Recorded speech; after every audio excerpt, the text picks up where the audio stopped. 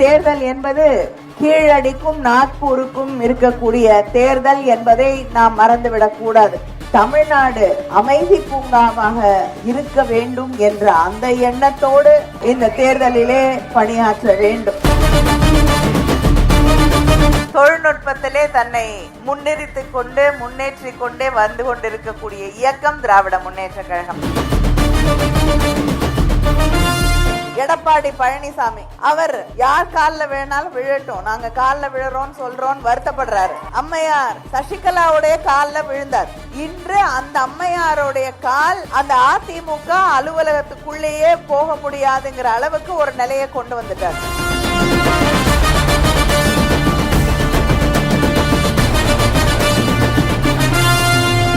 திமுக இந்துக்களுக்கு எதிரான கட்சின்னு திராவிட முன்னேற்ற கழக ஆட்சியிலே இதுவரை இல்லாத அளவு 4430 கோயில்களுக்கு குடமுழக்கு செய்யப்பட்டிருக்கிறது. கிட்டத்தட்ட 8000 ஏக்கர் கோயில் நிலங்கள் மீட்கப்பட்டது திராவிட முன்னேற்ற கழக ஆட்சியிலே, திராவிட மாடல் ஆட்சியிலேதான்.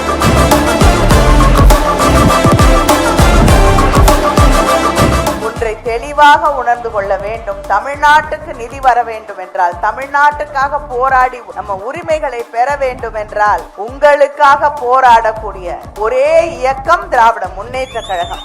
எங்களுடைய எண்ணிக்கை குறைக்கப்பட்டால், மற்றவர்களுடைய எண்ணிக்கை அதிகரிக்கப்பட்டால் நிச்சயமாக தமிழ்நாடு போராடும், தமிழ்நாடு போராடும், தமிழ்நாட்டின் போராட்டம் ஓயாது. தமிழ்நாட்டுடைய உரிமைகளை பாதுகாப்பதற்காக பிஜேபியோடு அதிமுகவோடு தொடர்ந்து போராடி நம்முடைய உரிமைகளை காப்பாற்றிக் கொண்டிருக்கக்கூடிய ஆட்சியாகவும் திராவிட முன்னேற்ற கழக ஆட்சி இங்கே நடைபெற்றுக் கொண்டிருக்கிறது.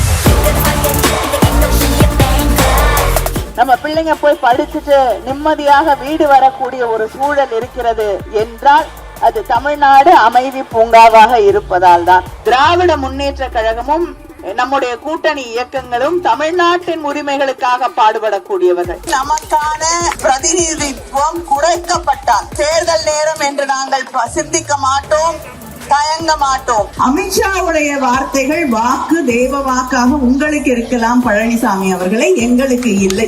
எங்களுக்கு தமிழ்நாட்டில் இருக்கக்கூடிய மக்களுடைய பிரதிநிதித்துவம் பாதிக்கப்படக்கூடாது என்பதுதான் எங்களுடைய ஒரே நோக்கம்.